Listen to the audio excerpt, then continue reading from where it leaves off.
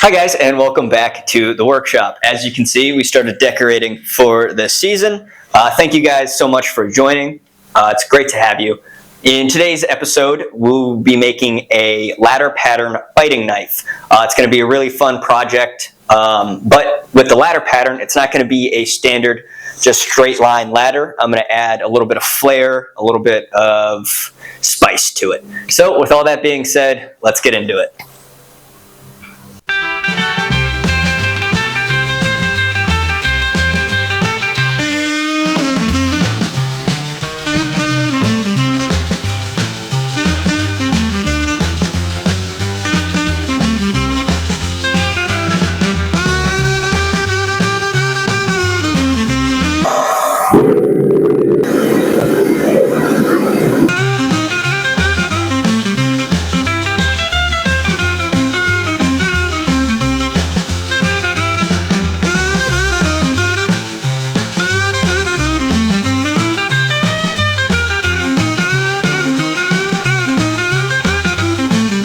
I started making a third billet, this one with 10 layers, and I have a plan to add some contrast between layers and billets, and we will get to that later on in the video.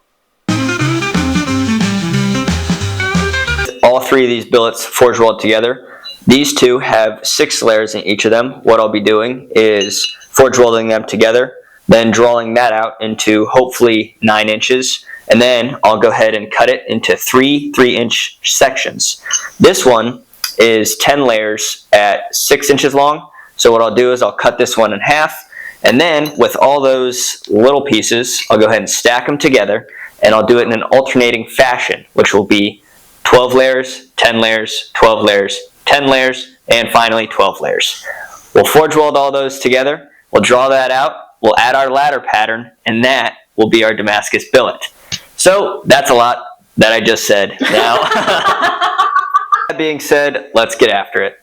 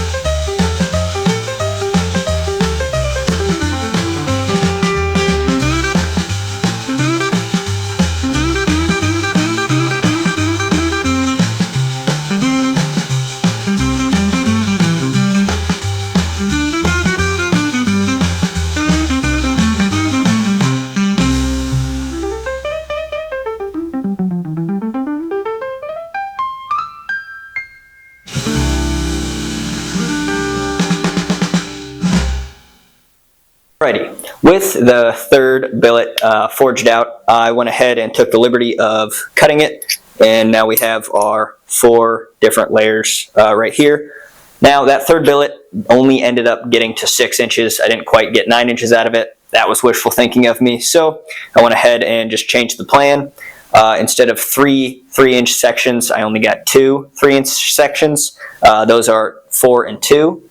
Those 2 layers have 12 layers in each billet, and then 1 and 3 have 10 layers in those billet. I think that'll add a interesting little pattern to it with the ladder. So next steps are to get these forge welded together, draw it out, then we'll add in our ladder pattern with an angle grinder. We'll then go ahead and forge that out a little bit more, and then finally get our blade profiled.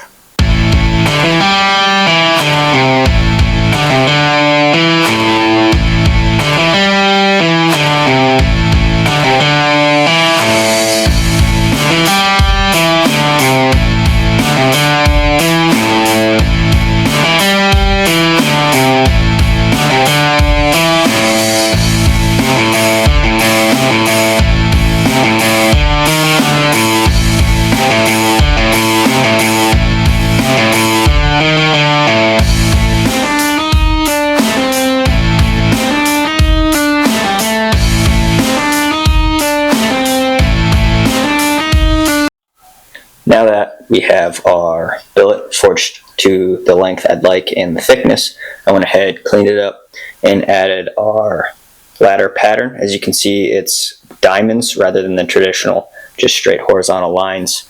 I think this will be a really cool pattern and it'll really stand out. So now all we have to do is grind these out with an angle grinder, and we'll do that right now.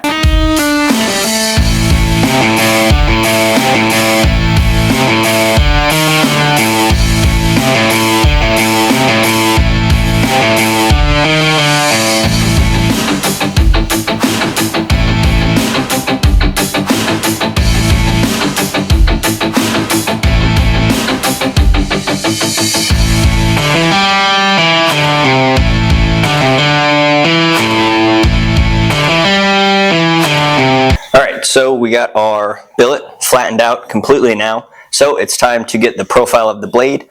Now, without trying to distort the pattern any, I'm just going to take this template of the knife, transfer it on here, and cut it out, just because I want to keep all the lines going in the diamond direction. I don't want to mess it up trying to forge in the profile, so I will just be cutting it in.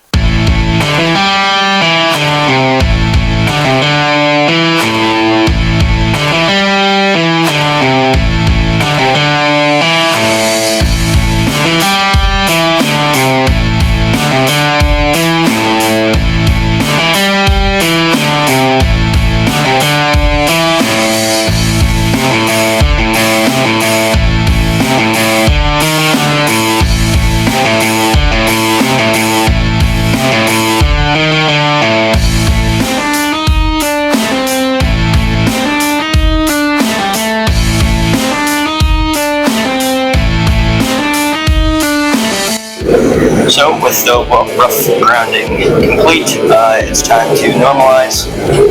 So put it in for our first normalizing cycle and take it out once hot. So now we're just going to do 2.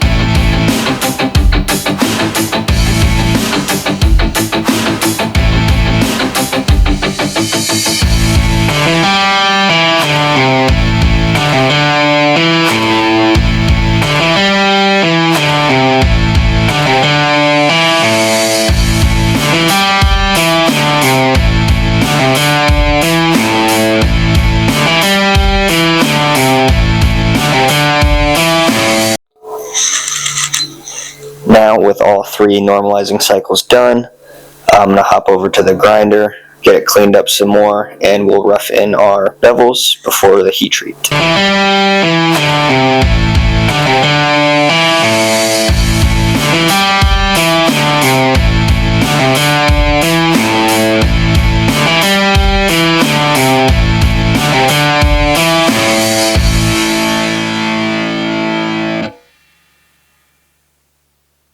I just got this beveling jig and it works an absolute treat in getting even bevels and even plunge lines.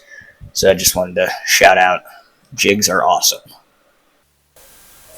With the bevels roughed in, it would be time to heat treat this, but I forgot to drill my pinholes for my handle.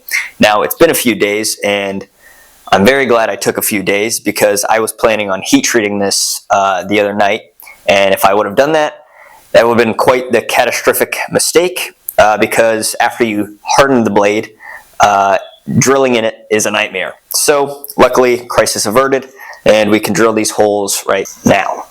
So we now have holes for pins for our handle. With that, we can now heat treat. So let's go ahead and do that. Alright, the blade is now hot and ready, so we can go ahead and into the oil for the quench.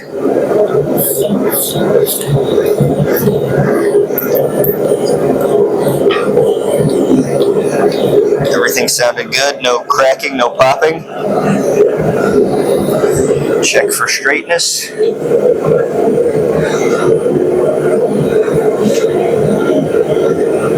Still smoking, I can't really tell.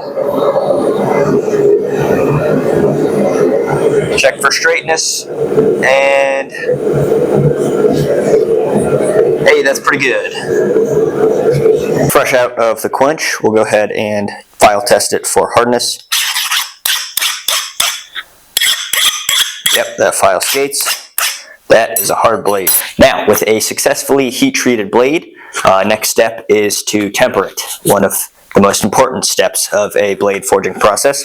So we'll go inside, turn the oven on to 380 degrees Fahrenheit. We'll leave it in there for 2 hours and we'll do 2 cycles of that. Since the blade was now tempered, it's time to move on to hand sanding. I have my blade in my little hand sanding jig here, so we'll start with probably 240 and work our way up to 1000 grit. I really want to see this pattern pop.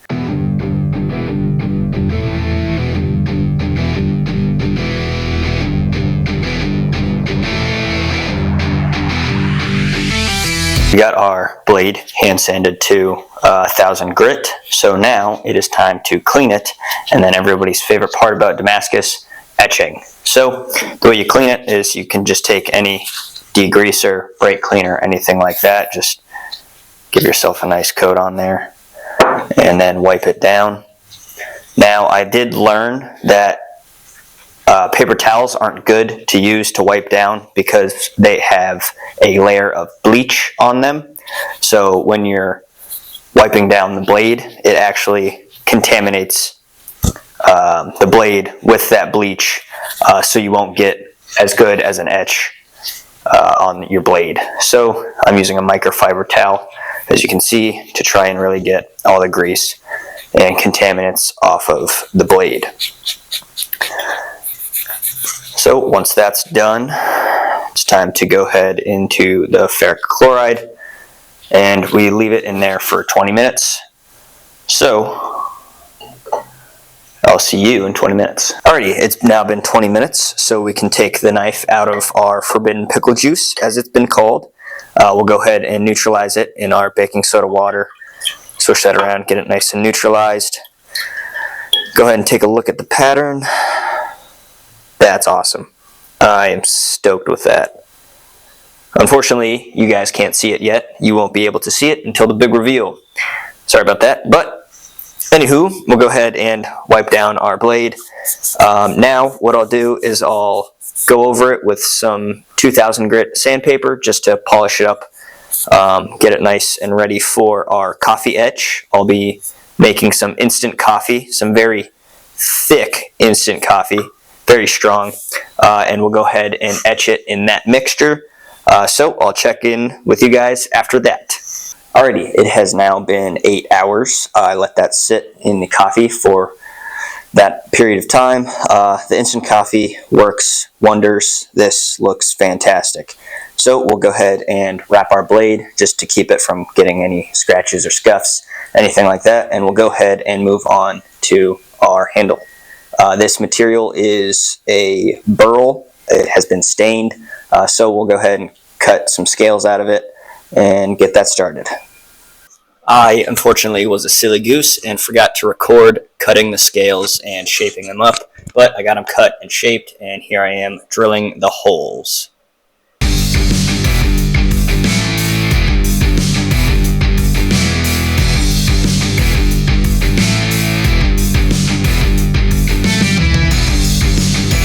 Now, with the handles rough shaped, we can go ahead and get this bad boy epoxied.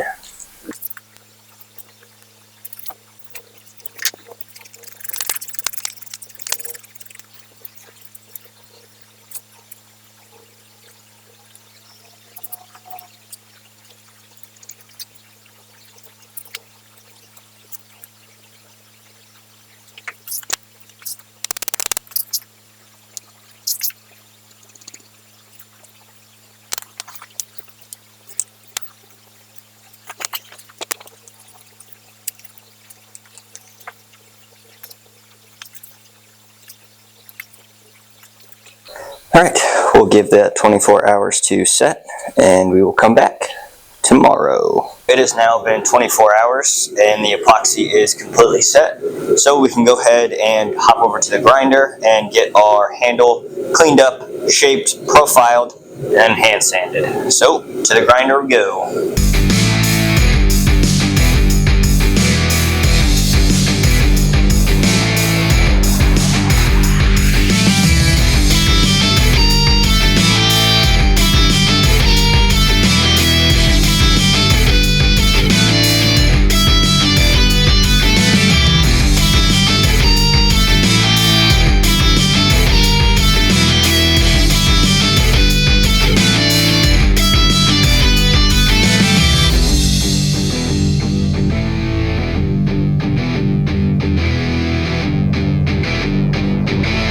Alrighty, with the handle finished and profiled, I went ahead and added some finish to it that was linseed oil and beeswax. I then went ahead and sharpened the blade and made this nice little sheath for it. I also made a stand for it. This is going to be a desk piece, so it'll sit in this stand and look super cool. So with that, I'll go ahead and do the final reveal.